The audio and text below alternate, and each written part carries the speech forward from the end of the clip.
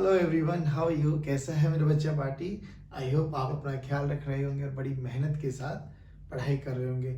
So dear students, आज के इस वीडियो लेक्चर में हम बात करेंगे एचसी वर्मा के कुछ न्यूमेरिकल्स के बारे में।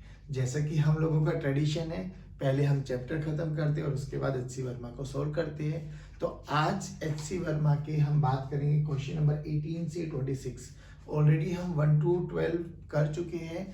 जिस बच्चों ने अगर वो नहीं किए तो आई बटन को क्लिक कीजिए, 1 to 12 का वीडियो आपको मिल जाएगा। इस चैप्टर की एक और वीडियो बनने वाली है जिसमें हम रेस्ट ऑफ द क्वेश्चंस को डिस्कस करने वाले हैं। तो स्टूडेंट्स, पैटर्न वही रहेगा, क्वेश्चन आपको दिखाई दे रहा होगा। सबसे पहले क्वेश्चन को रीड कीजिए, खुद अटेम्प्ट करने की कोशिश कीजिए और फिर सॉल्यूशन को देखना, ठीक है ना। चलिए, अब क्या बोला गया है कि एक इंक्लाइन प्लेन है जो कि 30 डिग्री एंगल पर है। दो ब्लॉक्स रखे हुए हैं, 4 किलोग्राम एंड 2 किलोग्राम। दोनों के बीच में कोएफिशिएंट ऑफ फ्रिक्शन भी अलग अलग गिवन है।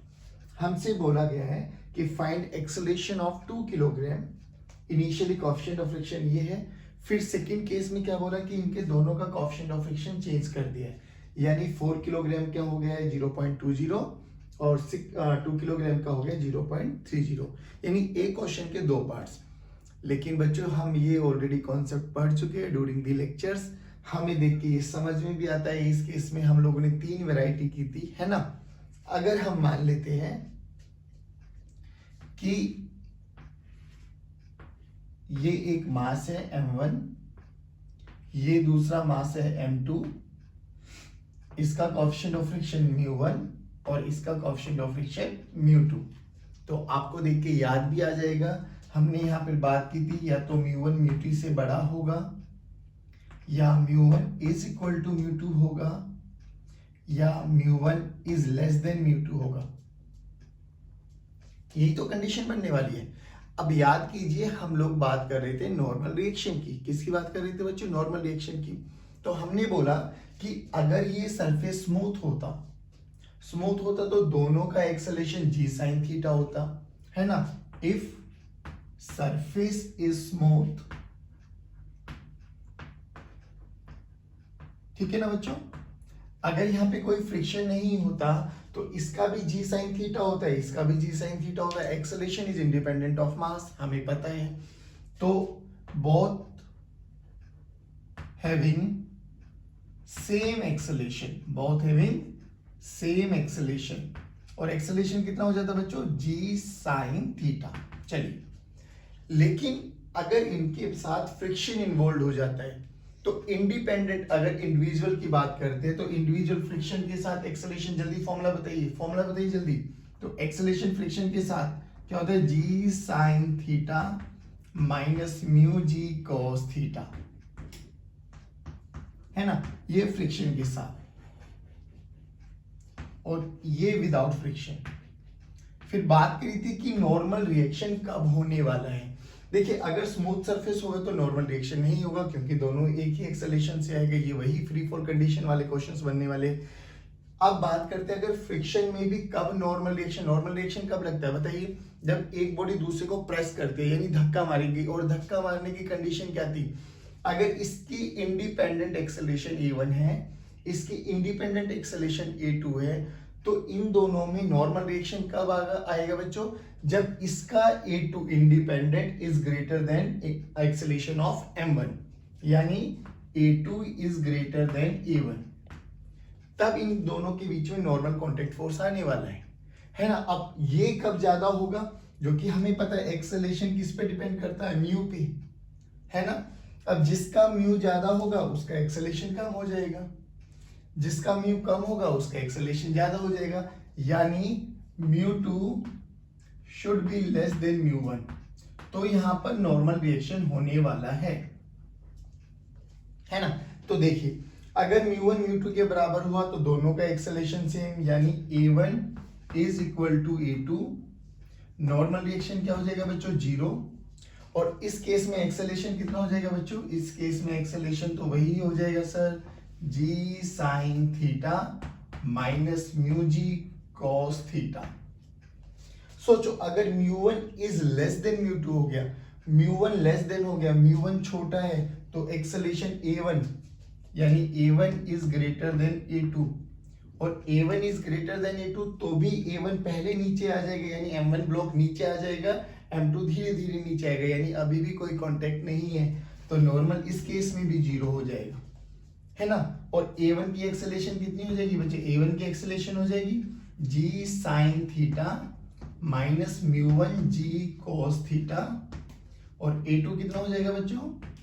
g sin theta minus μ2 g cos theta. चलिए इतना हमें पता है, लेकिन अब बात करते हैं इस वाले की। अगर इसमें है, अगर ये कंडीशन है तो A1 is less than A2, और A1 लेस देन A2 है तो ये एक दूसरे पे नॉर्मल रिएक्शन भी लगाने वाला है, बट इस केस में नॉर्मल रिएक्शन नहीं पूछा गया तो हमारे लिए कंडीशन थोड़ा इजी बन जाएगा। चलिए अब बात करते हैं। पहले देखिए, क्या ये वाला ज्यादा है? यस सर, तो सर ये तो ये वाला केस बन गया। अच्छा, इस वाले केस में इफ यू रिमेंबर तो ये आएंगे तो एक साथ ही ना, ये इसको धक्का मारेगा, तो एक्सेलेरेशन का फॉर्मूला जल्दी बताइए। इस केस में इफ μ1 इज ग्रेटर देन μ2 तो एक्सेलेरेशन का फॉर्मूला क्या हो गया था बच्चों? याद करो, फॉर्मूला लिखवाया था m1 plus m2 g sin theta minus μ1 m1 g cos theta minus μ2 m2 g cos theta divided by m1 plus m2। याद है आपको? ठीक है ना? ये लो, इन दोनों की एक्सेलेरेशन यही रहने वाली है क्योंकि ये दोनों एक साथ आएंगे। इसका एक्सेलेरेशन कम है, इसका एक्सेलेरेशन ज्यादा है, तो आएंगे तो साथ साथ साथ साथ साथ साथ साथ साथ साथ साथ कितना एक्सेलेरेशन हो जाएगा? तो total m1 plus m2 g sin theta driving force लगेगा, इसको अपोज करेगा mu m1 g cos theta, इसको अपोज करेगा mu m2 g cos theta. तो driving force minus retarding force, driving force minus retarding force divided by total mass, तो acceleration बन जाएगा इनका। ठीक है ना? तो पहला केस तो सॉल्व हो गया हमारे पास। Find acceleration of 2 kilogram. अब m1 m2 की वैल्यू रखिए, u1 u2 की वैल्यू रखिए, g की वैल्यू रखिए, cos 30 sin 30 की वैल्यू रखिए, विल गेट द आंसर। अब सेकंड केस क्या कह रहा है कि अगर हम इनके दोनों के कोएफिशिएंट ऑफ फ्रिक्शन को इंटरचेंज कर दें, सोचो अगर इंटरचेंज कर देंगे तो कौन सा केस आ जाएगा? जल्दी बोलो, कौन सा केस आ जाएगा? सर μ1 इज लेस देन μ2, ये वाला। तो हमें A2 निकालना है ना, g sin theta minus μ2 g cos theta, that's it. तो डायरेक्ट यहां से रिजल्ट आ जाएगा आपके पास। आई होप ये क्वेश्चन आपको समझ में आया होगा बच्चों। मैं फिर कह रहा हूँ, क्वेश्चन कोई नया नहीं था, क्वेश्चन वही पुराना था। अगर आपको फिर भी कोई डाउट है तो आई बटन को क्लिक कीजिए, ये टॉपिक को डिटेल एक्सप्लेनेशन आपको मिल जाएगा। चलिए स्टूडेंट्स, अब बात करते हैं हम क्वेश्चन नंबर 19। अच्छा, क्वेश्चन नंबर 19 में क्या है? तरीका वही है, क्वेश्चन को पढ़िए, सोचिए एंड देन सॉल्यूशन देखिए। बोला गया हमसे कि these two masses m1 and m2 are connected by a light rod, ठीक है ना, लाइट रोड से कनेक्टेड है, दोनों के बीच का कोएफिशिएंट ऑफ फ्रिक्शन म्यू है, ओके।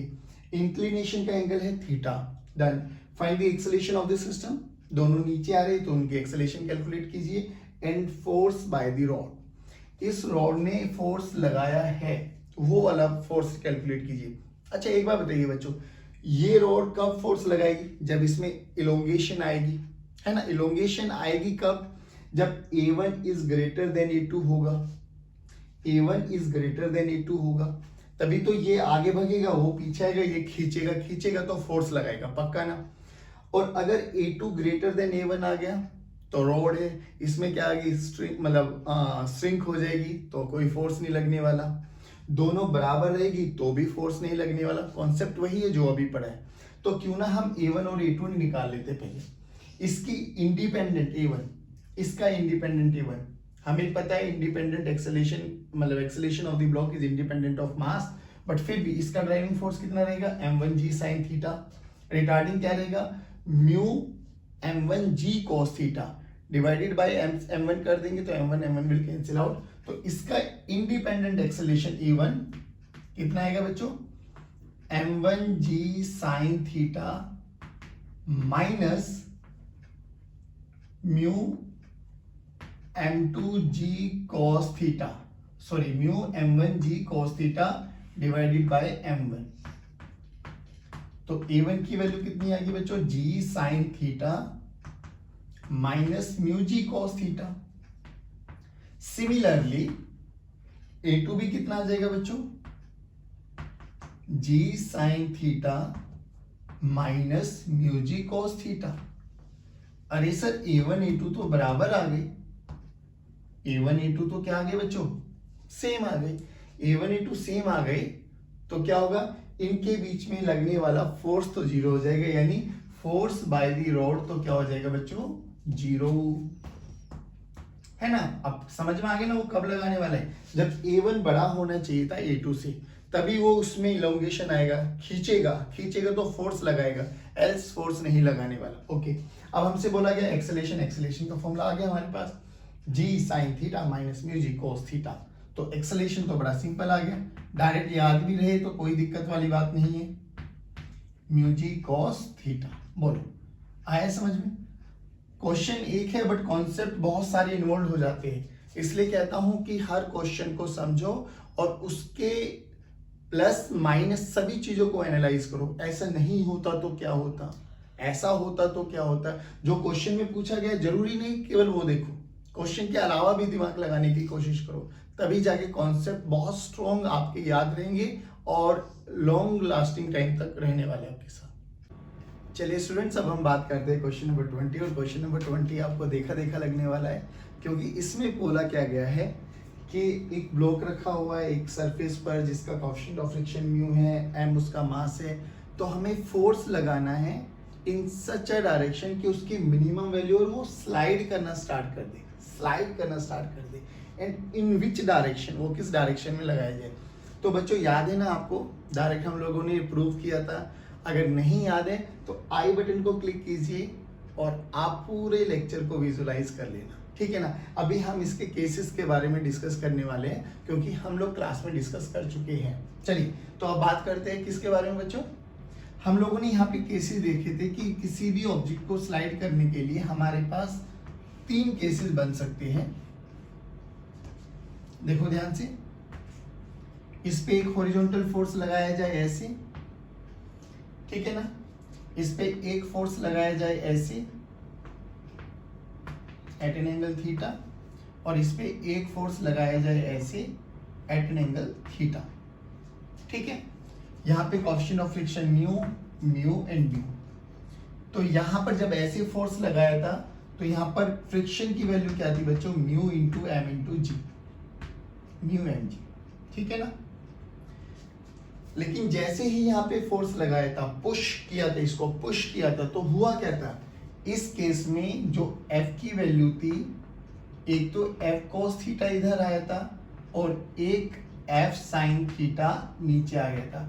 यानी यहाँ पर क्या हुआ था, नॉर्मल रिएक्शन जो बना था वो mg plus F sin theta, यानी आपके पास नॉर्मल रिएक्शन बढ़ गया। नॉर्मल रिएक्शन बढ़ गया तो फ्रिक्शन जो मैक्सिमम था वो भी बढ़ गया, क्योंकि friction is directly proportional to normal reaction,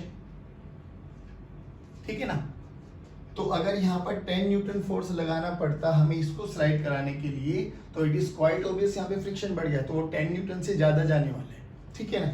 अब बात करते ऐसे, अगर पुलिंग, इसको बोलते हैं पुल करना, अगर ऐसे लगा तो इसको F cos थीटा और ऊपर लगा F sin थीटा, ऊपर नॉर्मल भी लगने वाला है, नीचे mg लगने वाला है। इस केस में नॉर्मल रिएक्शन कितना आ गया बच्चों, mg minus F sin theta, यानी फ्रिक्शन मैक्सिमम कितना हो गया बच्चों, mu into mg minus F sin theta, यानी इस केस में फ्रिक्शन कम हो गया।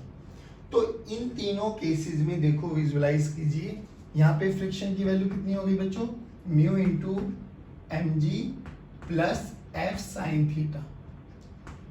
यहाँ पे फ्रिक्शन की value mu mg, equation number 1, यहाँ पर mu mg plus F sin theta, यहाँ पर mu mg minus mu F sin theta, ठीक है ना।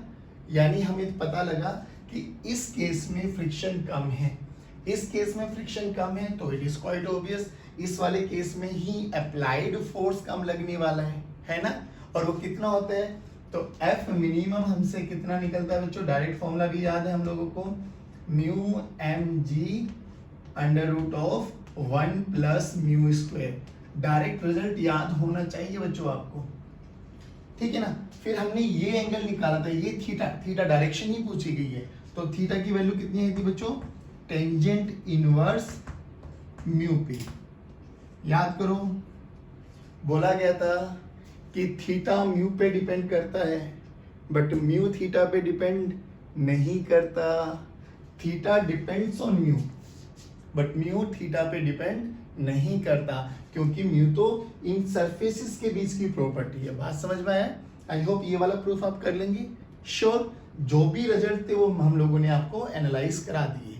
अब हम बात करते हैं क्वेश्चन नंबर 21। चलिए स्टूडेंट्स, अब हम बात करते हैं क्वेश्चन नंबर 21, और क्वेश्चन नंबर 21 को एक बार आप पढ़ लीजिए। क्या बोला गया है कि एक बोर्ड है, ठीक है, वो एक रफ सरफेस पे रखा हुआ है, उसके ऊपर एक मैन है, मैन ने ऐसे रस्सी को पकड़ा हुआ है, ठीक है ना। अब देखिए, जैसे ये टेंशन को बढ़ाएगा तो ये स्लाइड करना तो स्टार्ट कर देगा ना, पक्का।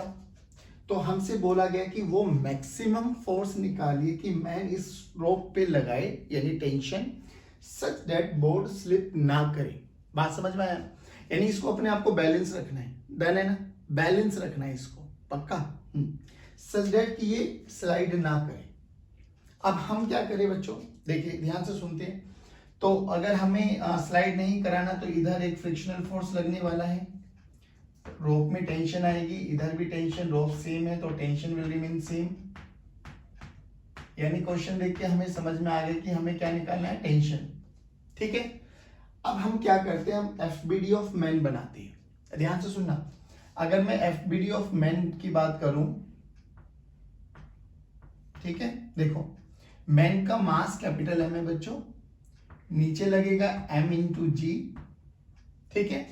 अब ये बोर्ड मैन पे एक नॉर्मल रिएक्शन लगाएगा ऊपर, ठीक है, और ये जो हाथों पे इसने पकड़ी हुई है, इसमें आई है टेंशन। रेस्ट की कंडीशन पे है तो हमारे पास एक इक्वेशन यहां से बन जाएगी बच्चों, n plus T must be equal to m into g. Equation number 1, ध्यान से सुनना, ठीक है। अब जो कि हमें पता है, इसको हम लोगों को स्लिप नहीं कराना, तो स्लिपिंग कंडीशन क्या है, F external should be less than और equal to F maximum, maximum limiting friction. यानी कंडीशन फॉर नो स्लिपिंग क्या है बच्चों, F external should be less than equal to F maximum और वही लिमिटिंग। मैक्सिमम लिमिटिंग फोर्स से कम external force होना चाहिए तो भी स्लाइड नहीं करेगा, बराबर भी होगा तो भी स्लाइड नहीं करने वाला, ये कंडीशन है। चलिए अब बात करते हैं, अब इस बोर्ड का एफबीडी बनाते हैं। ध्यान से सुनना बच्चों, बोर्ड का एफबीडी, ये वाला बोर्ड, इसका मास स्मॉल m तो mg तो लगेगा नीचे, ठीक है।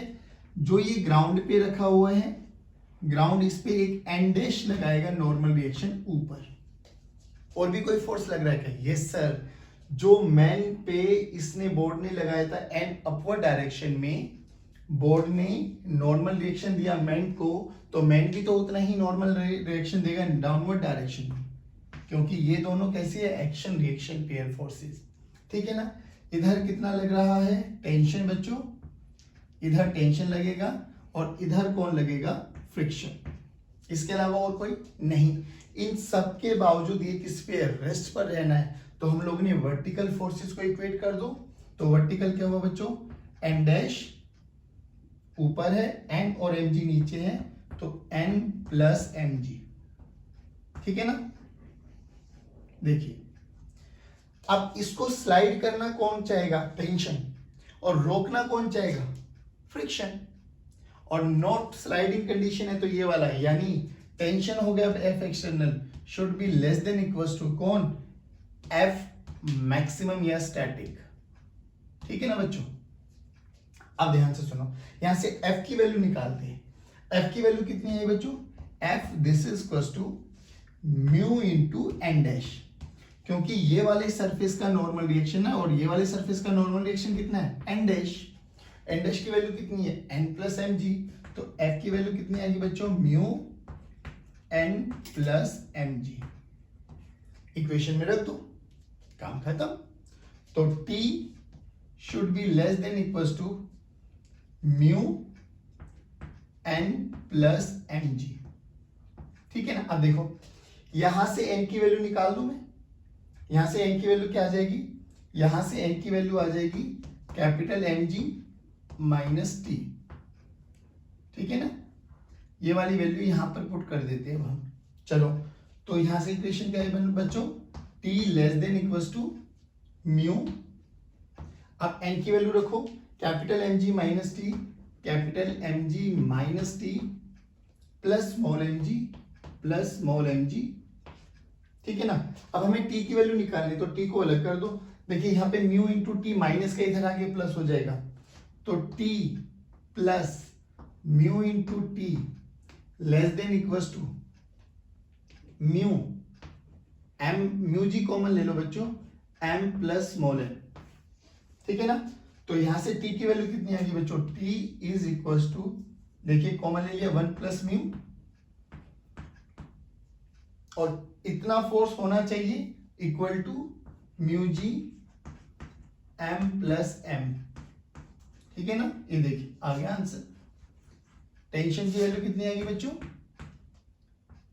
Mu g capital M plus M divided by 1 plus mu.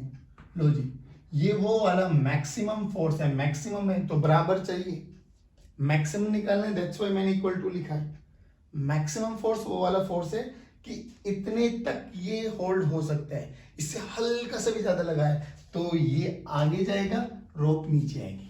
Sure, पक्का। दोबारा से क्वेश्चन देख लीजिए, क्या बोला गया कि इसका मैक्सिमम फोर्स निकालना है कि ये इस रोप पे लगाए सच दैट पूरा सिस्टम इक्विलिब्रियम में रहे।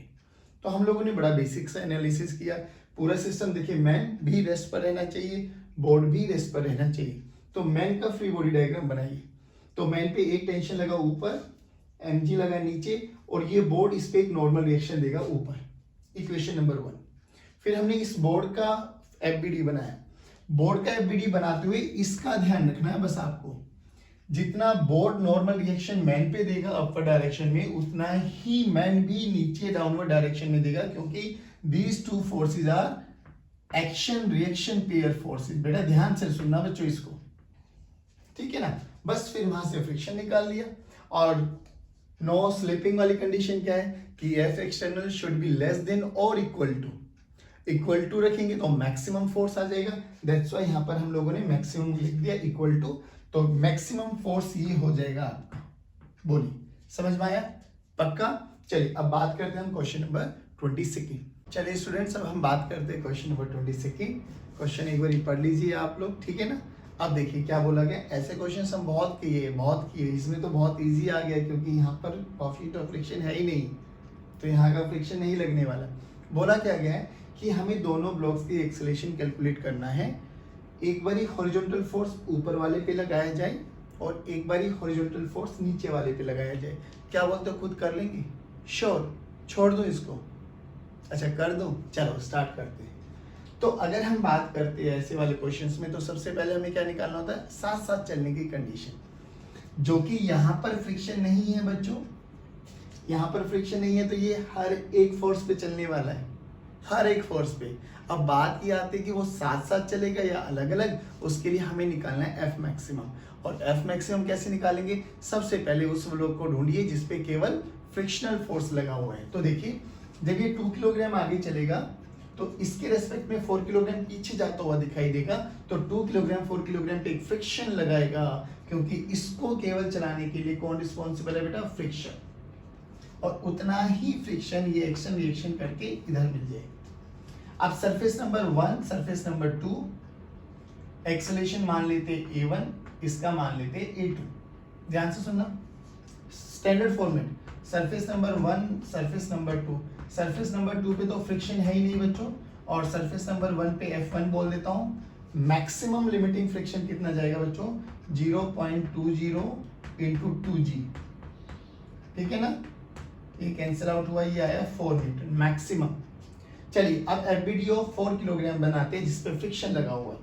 तो फ्रिक्शन वाले का अगर एफबीडी बनाऊं तो ये 4 किलोग्राम, इस पे फ्रिक्शन लगा हुआ है 4 न्यूटन, तो इसकी मैक्सिमम एक्सेलरेशन कितनी आ गई बच्चों, 1 मीटर पर सेकेंड स्क्वायर, यानी साथ साथ चलना है तो इतना ही एक्सेलरेशन होना चाहिए।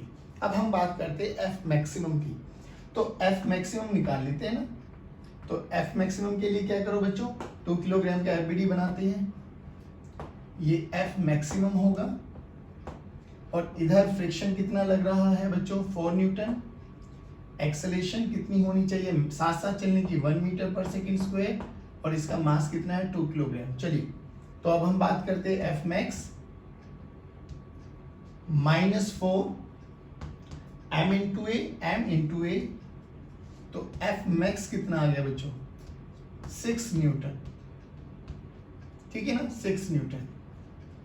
एफ अप्लाइड कितना है, 12 न्यूटन। अरे सर ये तो साथ साथ नहीं चलेंगे, है ना, सिंस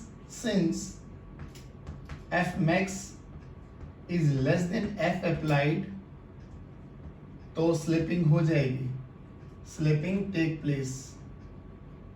अच्छा स्लिपिंग टेक प्लेस तो मतलब सर काइनेटिक फ्रिक्शन रोल में आ जाएगा।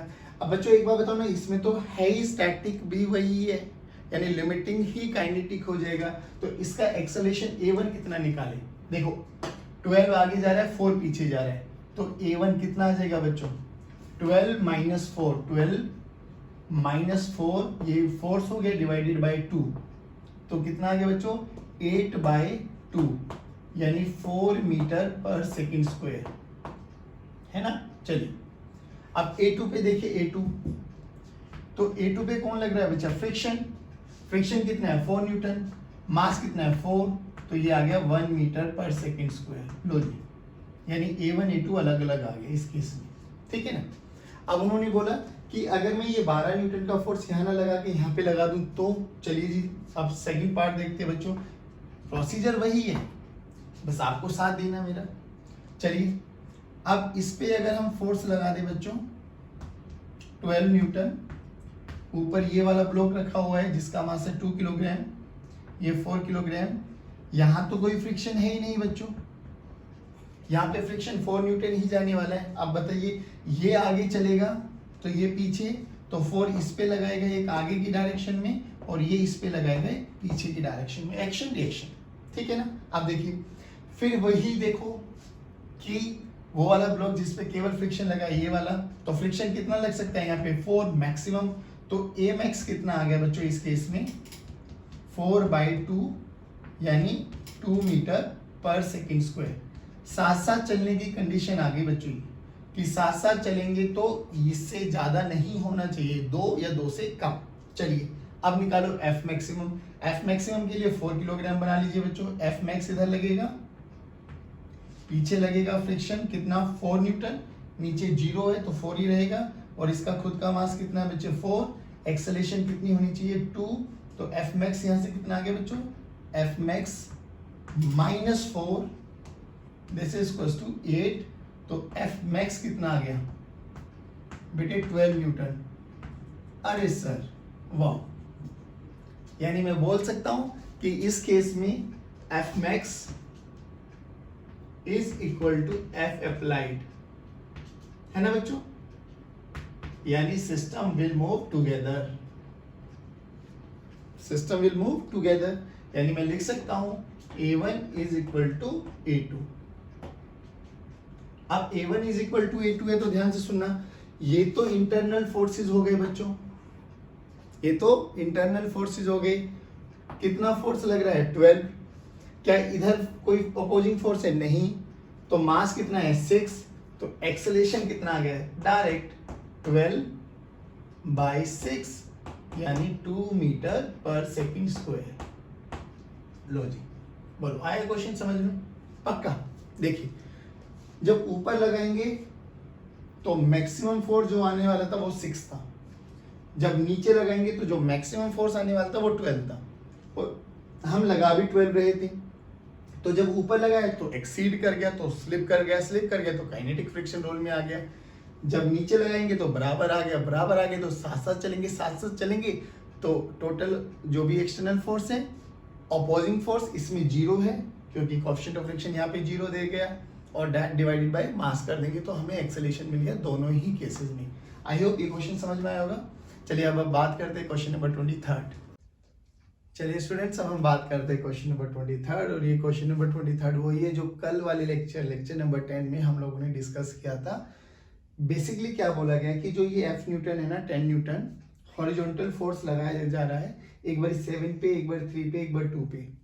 तो इसमें केवल 2 वाले केस में ही स्लिपिंग हुई थी जो हम लोगों ने डिस्कस किया था, और उसमें A1 A2 A3 सारे हम लोगों ने कैलकुलेट किया था। अब आप बोलोगे तो कोई भी एक केस हम कर देते हैं, ठीक है ना। अब देखिए, उसके लिए फर्स्ट वाले के लिए तो आपको आई बटन को क्लिक करेंगे, आपको लेक्चर मिल जाएगा, उसमें देख लेना। चलिए अब हम बात करते हैं कि क्यों ना हम नीचे वाले पे फोर्स लगाएं, बट उससे पहले जो अपना स्टैंडर्ड है वो कर लेते हैं। सरफेस नंबर 1, 2 और 3, तो S1 का मैक्सिमम फ्रिक्शन निकाल लेते हैं, S2 का मैक्सिमम निकाल लेते हैं, और S3 पे तो है ही नहीं, यानी यहाँ पे तो फ्रिक्शन 0। S1 पे कितना लगेगा बच्चों, देखो एक बार ध्यान से, 2G इंटू 2 यानी 4, F मैक्सिमम या F1 बोल देते इसको, ये लगने वाला है 4 न्यूटन, ठीक है ना, मैक्सिमम ही बोल देते। चलिए F2 पे कितने लगने वाला है बच्चों, 3 और 2 5, 5G नीचे और 3 यानी 15 न्यूटन, और ये लगेगा 0, यानी सिस्टम तो चलेगा क्योंकि इसमें नीचे अपोजिंग फोर्स तो कोई नहीं है, ठीक है ना। अब कितना लगाया, 10 न्यूटन। अब बात ये करते हैं, ऐसे क्वेश्चन को करने का वही तरीका था, मान लेते हैं पूरा सिस्टम एक साथ मूव कर रहा है, ठीक है ना। अब एक साथ मूव कर रहा है तो इस पे तो एक्सटर्नल फोर्स लगाएंगे, बट इनको कौन चलाने के लिए रिस्पॉन्सिबल होगा, सर इनको तो फ्रिक्शन चलाएगा। अब फ्रिक्शन की direction plays a very important role. चलिए एक बार फिर स्टार्ट करते हैं। सोचो जब हम लोगों ने इस पे 10 न्यूटन का फोर्स लगाया तो ये 10 न्यूटन से आगे चला 7 किलोग्राम, जब ये आगे चला तो इसके रेस्पेक्ट में 3 किलोग्राम कहां गया, पीछे। तो फ्रिक्शन क्या करेगा, बॉन्ड को साथ रखने की कोशिश करता है, तो ये क्या करेगा, फ्रिक्शन लगेगा इस पे आगे की डायरेक्शन में, इसको मान लेते F2। अब जो कि एक्शन रिएक्शन पेयर फोर्सेस है, एक्शन रिएक्शन पेयर फोर्सेस है, तो इस पे इतना ही एक फ्रिक्शन लगेगा पीछे की डायरेक्शन में, ठीक है। चलिए अब 3 किलोग्राम वाले को एनालाइज कीजिए, ये F2 से आगे चल रहा है, इसके रेस्पेक्ट में 2 किलोग्राम किधर है, पीछे, बॉन्ड को मेंटेन करेगा, तो ये भी क्या करेगा, एक फ्रिक्शन इधर लगाएगा F1 और उतना ही इस पे लगेगा एक पीछे F1। ये फ्रिक्शन हम लोगों ने एनालाइज कर लिया। अब हमने क्या माना कि पूरा सिस्टम एक साथ मूव कर रहा है, तो दीज आर इंटरनल फोर्सेस, और internal forces will cancel out each other. मान लेते हैं, let us assume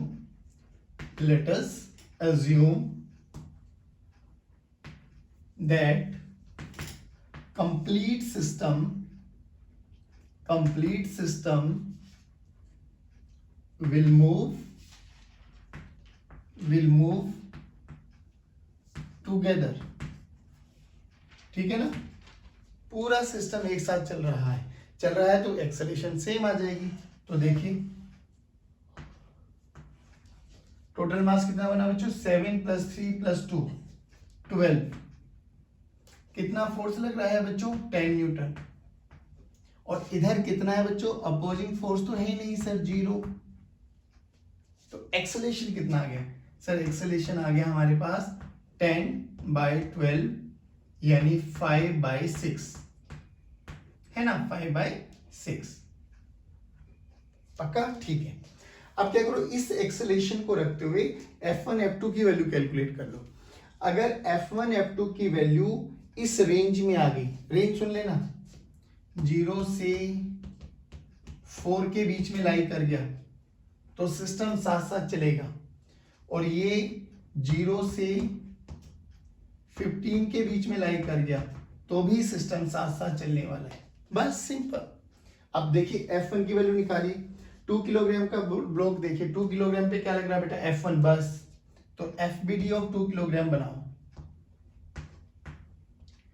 इधर लग रहा है F1 और एक्सेलेरेशन कितनी है 5/6, मास कितना है बच्चों 2 किलोग्राम। तो F1 फोर्स का फॉर्मूला क्या होता है बच्चों, मास इंटू एक्सेलेरेशन, यानी 2 इंटू 5/6 यानी 5/3। 5/3 का मतलब कितना होगा बच्चों 1 पॉइंट समथिंग, और यहां पर F1 की मैक्सिमम वैल्यू कितनी है 4, यानी क्या ये लेस देन 4 है, यस। तो ये केस पॉसिबल है, यानी इस वाले पार्ट पे तो स्लिपिंग नहीं हुई, नो स्लिपिंग, ठीक है ना। चलिए अब बात करते हैं, हम F2 कैलकुलेट करना है। अब F2 के लिए क्या करो, 3 किलोग्राम का FBD बनाते हैं, देखना। तो FBD of 3 kilogram, FBD of 3 kilogram, 3 kilogram को कौन लेके जा रहा है, F2 आगे और F1 पीछे। इधर F2 पीछे F1, और ये एक्सेलेरेशन कितने से चलेगा बेटा 5/6, और इसका अपना मास कितना है 3 किलोग्राम, ठीक है। चलो F2 minus F1, F2 minus F1 this is equal to mass into acceleration 3 into 5/6 यानी 5/2। F1 की वैल्यू अभी अभी कितनी निकाली बच्चों 5/3, तो F2 इधर जाके F1 ऐड हो गया, इसको ऐसे रहने दीजिए 15/6 प्लस F1 आ गया बच्चों, तो 15/6 प्लस F1, F1 कितना बच्चों, F1 कितना है हमारे पास 10/6, 10/6 दिस इज इक्वल टू 25/6 है ना, 25/6। अब 25/6 देखिए, 6 4 जा 24, 6 1 जा 1, यानी 4 फ्रिक्शन की वैल्यू आई 4.1। अब यहां पर मैक्सिमम कितना हो सकता था 15, क्या 15 से कम है, यस। तो ये लेस देन 15, तो ये वाला केस भी पॉसिबल है, ठीक है ना। अब इसमें क्या बोला गया कि ये वाला फोर्स यहां पे ना लगा के इस पे लगाता हूं, मैं फ्रिक्शन आपको ड्रॉ करना सिखा देता हूं, आप उसको पूरे सिस्टम को एक साथ मान के एक्सेलेरेशन निकाल लेना, F1 F2 की वैल्यू कैलकुलेट कर लेना। अगर F1 F2 इसी रेंज में आ रहे हैं तो यहां पर भी स्लिपिंग नहीं होगी, यानी जो हमने सोचा वो सही सोचा, पूरा सिस्टम एक साथ जाएगा, और एक साथ जाएगा तो A1 A2 A3 की एक्सेलेरेशन कितनी हो जाएगी बच्चों, A1 is equal to A2 is equal to A3, कितना हो गया 5/6, आंसर आ गया हमारा, ठीक है ना। अब देखिए हम बोल रहे कि अगर बीच वाले पे लगाए तो सर, चलो बीच वाले को एनालाइज कर लेते हैं बच्चों। देखिए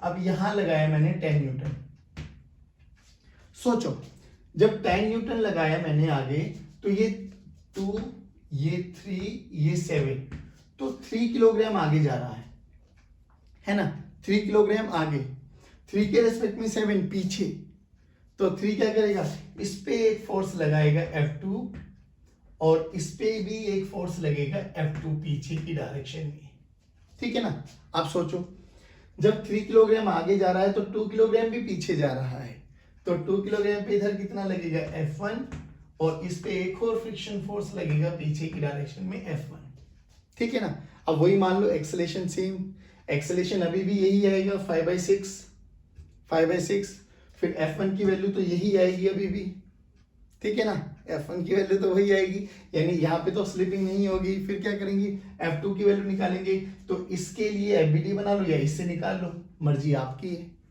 है ना, वो चेक कर लेना। अगर F2 की वैल्यू इस रेंज में आ गई तो ठीक है, नहीं आई तो स्लिपिंग हो जाएगी, स्लिपिंग हो जाएगी तो काइनेटिक फ्रिक्शन या लिमिटिंग फ्रिक्शन रोल में आ जाएगा, कर लेंगे पक्का।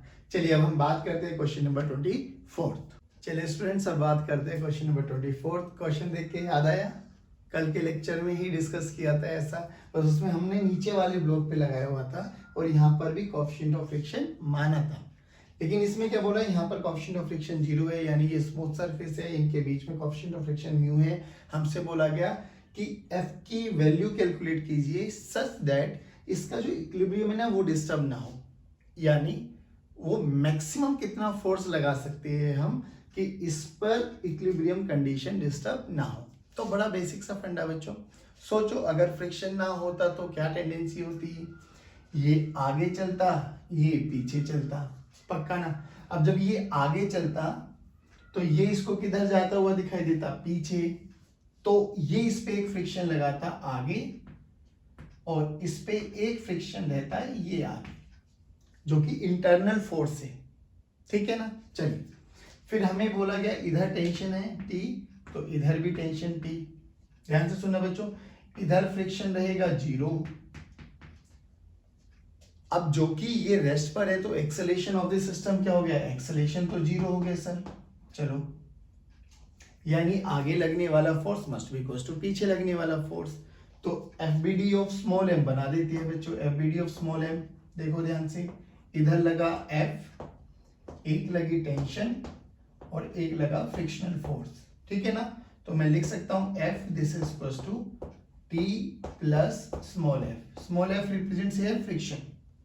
कैपिटल M बनाओ बच्चों, FBD ऑफ कैपिटल M। इधर लग रहा है टेंशन और इधर लग रहा है फ्रिक्शन, तो यहां से क्या रिलेशन आ गया बच्चों, T is equal to F। Equate कर दो, F की वैल्यू कितनी आ गई बच्चों, T प्लस F, और यहाँ पे F की वैल्यू T है तो 2F है ना। अब फ्रिक्शन कितना है, तो फ्रिक्शन इस वाले सरफेस का काउंट करेंगे बस, तो फ्रिक्शन कितना हो जाएगा बच्चों, mg नीचे ऊपर नॉर्मल, तो F की वैल्यू कितनी हो जाएगी बच्चों, म्यू mg, है ना। यानी फोर्स कितना लगा सकते हैं हम लोग, 2 इंटू म्यू mg। ये तो हुआ इसका फर्स्ट पार्ट।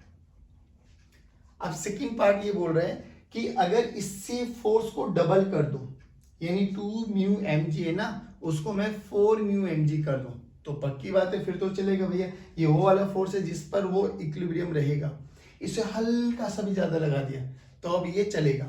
चलेगा तो क्या होगा, इसका एक्सेलेरेशन, जितना इसका एक्सेलेरेशन रहेगा उतना ही इसका एक्सेलेरेशन रहेगा। कंस्ट्रेंट है, एक्सेलेरेशन तो सेम रहने वाला है। अगर ऐसे ना है तो वर्क डन बाय टेंशन निकाल के रख लो, दोनों का एक्सेलेरेशन सेम आ जाएगा। चलिए अब क्या करें, अब कुछ नहीं, इसका FBD बनाते हैं।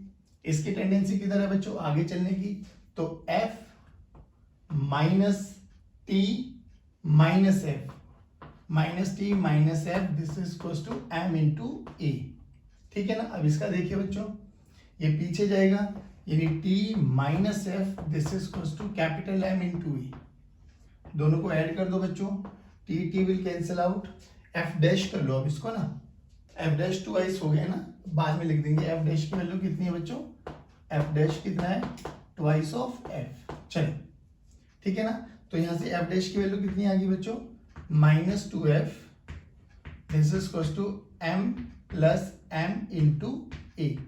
एक्सेलेरेशन हमें कैलकुलेट करना है, तो एक्सेलेरेशन को नीचे लेके आ जाइए, तो एक्सेलेरेशन नीचे आ गया बच्चों। F डैश की वैल्यू को 2F रख दीजिए और 2F की वैल्यू कितनी है बच्चों, 2 mu mg minus 2F, this is equal to A divided by M plus M। F की वैल्यू अभी भी म्यू mg ही रहेगी, तो यहाँ पे म्यू mg रख दीजिए बच्चों, तो 4 mu mg minus 2 mu mg divided by small m plus capital M, this is equal to A। तो एक्सेलेरेशन कितना आ गया बच्चों यहां से, 2 mu mg by M plus M। लो जी, अब ये इस एक्सेलेरेशन से चलने लगेगा। ये वो वाला मैक्सिमम फोर्स था जिसके कारण ये रेस्ट पे था, लेकिन अब बोला गया कि डबल कर दे, तो मैंने मान लिया F डैश, और F डैश की वैल्यू क्या, डबल ऑफ F, तो सिस्टम एक्सेलेरेट करने लगा, है ना। एक्सेलेरेशन कंस्ट्रेंट है, सेम एक्सेलेरेशन से मूव करेंगे, तो मूव करेंगे तो हम लोगों ने निकाल लिया, इक्वेशन लगाई और क्वेश्चन आ गया। पक्का, इजी। चलिए अब हम बात करते हैं क्वेश्चन नंबर 25। चलिए स्टूडेंट्स, अब बात करते हैं क्वेश्चन नंबर 25, और 25 में क्या आ गया है, सूडो फोर्स। कैसे पता लगा, लिफ्ट में रख दिया सर। क्या बोल रहे हैं कि जो 24th क्वेश्चन में था जिसमें हम लोगों ने ये दोनों पार्ट कैलकुलेट किए हैं, कह रहे कि अब उसी सिस्टम को लिफ्ट में रख दिया और लिफ्ट नीचे आ रही है, हैविंग सम एक्सेलेरेशन A। तो सूडो क्या कहता है, याद करो कि sir with respect to lift ही देखते हैं, तो लिफ्ट के ऑपोजिट एक एक्सेलेरेशन ये आ गया। अब ध्यान से सुनना बच्चों, इससे क्या हुआ, याद करो जब फ्रिक्शन निकाला था तो फ्रिक्शन का फॉर्मूला आया था म्यू इंटू एन, और एन की वैल्यू थी हमारे पास m इंटू जी, ठीक है ना। लेकिन जब हम इसका एफबीडी बनाएंगे स्मॉल m का, तो अब याद करो इस पे एक लगा है a और बोला गया है कि a is less than g। ठीक है ना, ऊपर लग रहा है a और नीचे लग रहा है g। तो एक्सेलेरेशन इसका इफेक्टिव एक्सेलेरेशन चेंज हो गया। अब पहले g था, लेकिन अब क्या हो जाएगा एक्सेलेरेशन, अब a डैश मान लो g माइनस a, बस फर्क इतना आएगा। ठीक है ना, तो अब फ्रिक्शन कितना आ जाएगा, फ्रिक्शन अब होगा f this is equals to mu as it is, n dash कर लीजिए और n डैश की वैल्यू कितनी आ जाएगी बच्चों, m इंटू a डैश और m into g minus a। यानी हमें क्या करना है, जहां जहां g आ रहा था वहां g ना लिख के अब क्या लिख देंगे बेटा, a डैश या g इफेक्टिव, व्हाटएवर जो भी है अपना क्वेश्चन वही रहेगा। चलिए बस फॉर्मूला वही आ जाएगा, ए पार्ट को रिपीट करा तो फॉर्मूले में 2 म्यू m और g की value g minus a। Similarly यहां पर क्या हो जाएगा बच्चों, बी पार्ट में 2 mu m g minus a by m plus m। बात समझ में आया ना, कुछ चेंज नहीं हुआ, बस एक्सेलेरेशन क्या हो जाएगा, अपोजिट जो भी आपके पास एक्सेलेटेड फ्रेम की एक्सेलेरेशन है उसको उल्टा करके लगा दो जिस भी पार्टिकल पे आपको चेक करना है। ठीक है ना, ऊपर g a लग रहा है, नीचे g लग रहा है, तो g इफेक्टिव बोला गया a लेस देन g है, तो g माइनस a इनकी नेट एक्सेलेरेशन हो जाएगी। अब है ना, g इफेक्टिव चेंज हो जाएगा। बस बोली समझ में आया, पक्का इसको हम g इफेक्टिव भी बोल देते हैं। चलिए तो g इफेक्टिव कितना हो गया, g माइनस a। उसी क्वेश्चन को रिपीट कर लीजिए, बस जहां पर एक्सेलेरेशन g लिखा था अब g माइनस a रख के वही आंसर आएगा, मैंने डायरेक्ट कर दिया। पक्का, चलिए अब हम बात करते हैं आज का लास्ट क्वेश्चन, क्वेश्चन नंबर 26। चलिए स्टूडेंट्स, अभी भी वही क्वेश्चन है, थोड़ा सा चेंज कर दिया क्वेश्चन, एक बार पढ़ लीजिए। इसमें जो छोटा सा कॉन्सेप्ट है वो या तो आप लोगों ने 10th स्टैंडर्ड में पढ़ चुके होंगे या वो 12th में पढ़ेंगे। अभी मैं उसका बेसिक एनालिसिस आपको बता देता हूँ। बोला गया कि सब चीज़ें वही है, वही स्मॉल m, वही कैपिटल M, वही म्यू की वैल्यू 0, यहाँ पर म्यू, इधर f। ठीक है ना, अब बोला गया कि जो ये अपर पार्ट है ना, यहाँ पर एक Q चार्ज रख दिया हम लोगों ने, और इस वाले रीजन में जो इलेक्ट्रिक फील्ड है वो अपवर्ड डायरेक्शन में है E। अब ध्यान सुनना बच्चों, एक फोर्स का फॉर्मूला होता है स्टैटिक मतलब चार्जेस में, जब आप लोगों ने पढ़ा होगा तो Q इंटू E, यानी इलेक्ट्रिक फील्ड के अंदर अगर इलेक्ट्रिक फील्ड में किसी भी चार्ज को रख देते हैं तो उस पर एक फोर्स लगता है जिसका फॉर्मूला होता है Q इंटू E। तो आपको याद क्या रखना है, इफ चार्ज इज पॉजिटिव तो force is along the direction of electric field, along the direction of electric field. यानी अगर इलेक्ट्रिक फील्ड इस डायरेक्शन में है, यहाँ पे Q चार्ज रखा है मैंने, तो इस पे फोर्स भी इधर ही लगेगा, कितना बच्चों, Q इंटू E। और इफ चार्ज इज नेगेटिव तो F is opposite to the direction of E। ठीक है, opposite to the direction of E। यानी अगर इलेक्ट्रिक फील्ड ऐसे चल रही है बच्चों, चार्ज ये है तो इस पे फोर्स इधर लगेगा, लेकिन फोर्स का फॉर्मूला अभी भी वही रहेगा, Q इंटू E। बस अब ध्यान से सुनना, जो बुक में क्वेश्चन है वो मैं कराता हूँ, एक क्वेश्चन मैं अपने आप बना के आपको दूंगा, वो खुद करेंगे आप। अभी भी वही बोला गया कि अब ये F कितना हो कि इसका इक्विलिब्रियम डिस्टर्ब ना हो, तो क्वेश्चन तो अभी भी सेम है, हमें तो वही है। अगर ये आगे चलता तो ये पीछे जा रहा होता, इस पे एक फ्रिक्शन लगेगा आगे की डायरेक्शन में और एक फ्रिक्शन लगेगा इसकी इस डायरेक्शन में। अब नाउ माय क्वेश्चन इज कि हमें फ्रिक्शन कैलकुलेट करना है। अभी तक फ्रिक्शन कैसे था बेटा, म्यू इंटू एन, और एन की वैल्यू क्या थी, mg। अब ध्यान से सुना, इसका एफबीडी बनाओ, तो mg तो लगा नीचे और नॉर्मल लगा ऊपर, लेकिन अब जो कि इस पे Q चार्जेस भी रखे हुए हैं और इलेक्ट्रिक फील्ड कैसे, ऊपर की डायरेक्शन में, तो पॉजिटिव चार्ज पे एक और फोर्स लगेगा, किधर बच्चों, F, जिसका फॉर्मूला क्या हो जाएगा, Q इंटू E। अब इससे क्या हुआ बच्चों, इससे देखो नॉर्मल चेंज हो गया, तो अब इक्विलिब्रियम में है तो n plus QE this is equals to m into g. तो n का फॉर्मूला क्या हो गया बच्चों, mg माइनस QE, है ना। तो फ्रिक्शन कितना हो गया बच्चों, फ्रिक्शन हो गया हमारे पास म्यू इंटू एन, यानी mu into m g minus q into ई।